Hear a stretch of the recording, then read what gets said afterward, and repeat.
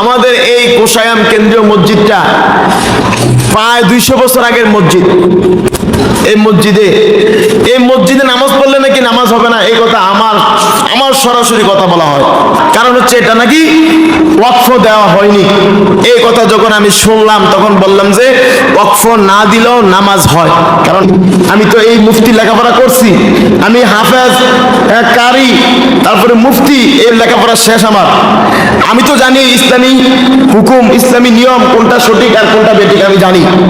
আমি যখন সরাসরি বললাম যে যদি এই ওয়াকফ না দেয় তারপরেও নামাজ হয়, আমি জানি এটা ইসলামের সর্বপ্রথম যেই জুমার নামাজ হয়েছিল, সর্বপ্রথম ইসলামের যে জুমার নামাজ হয়েছিল সেটা ওয়াকফ ছাড়া মসজিদের মধ্যে নামাজ হয়েছিল।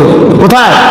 রাসূলুল্লাহ সাল্লাল্লাহু আলাইহি ওয়াসাল্লাম এক জায়গায় যাচ্ছে, অতিমধ্যে তিনি তার সঙ্গীদেরকে নিয়ে জুমার নামাজ আদায় করছিলেন। সর্বপ্রথম এটা হচ্ছে জুমার নামাজ। সেখানে কি আয়েশা যে ওয়াকফ করছিল কেউ? রাসূলুল্লাহ সাল্লাল্লাহু আলাইহি ওয়াসাল্লাম হাদিসের মধ্যে বলেছে যে এই পুরাটা জমিন হচ্ছে তোমাদের জন্য মসজিদ। কি সারাটা জমিন কি আমাদের জন্য কি? বলেন সবাই, বলেন কি? মসজিদ। এটা হচ্ছে আমাদের নবী মুহাম্মদ মুস্তাফা সাল্লাল্লাহু আলাইহি ওয়াসাল্লামের একটা বরকত।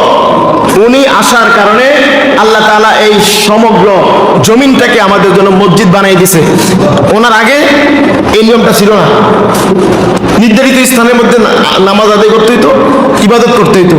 কিন্তু মুহাম্মদ মুস্তাফা সাল্লাল্লাহু আলাইহি সাল্লাম তিনি আসার কারণে সারাটা জমিন আমাদের জন্য মসজিদ বানিয়ে দিয়েছে আল্লাহ রাব্বুল আলামিন। বলেন সুবহানাল্লাহ।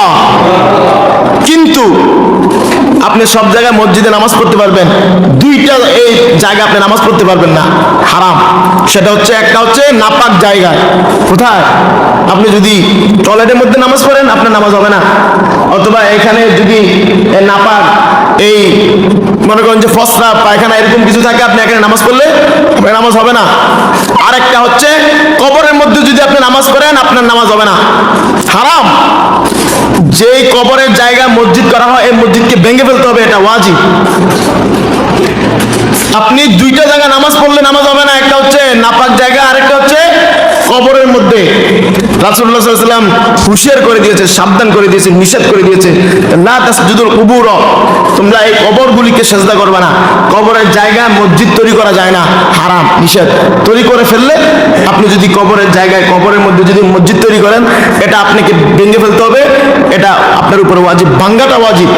কেউ দান করলে এটাও দানের গুনাহগার হবে, কেউ যদি নামাজ পড়েন গুনাহগার হবে, নামাজ হবে না। আমি যখন ইসলামী নিয়ম জানি আমি তো এটা বলতেই হবে, না বললে আমি কি বোবা শয়তান, না বললে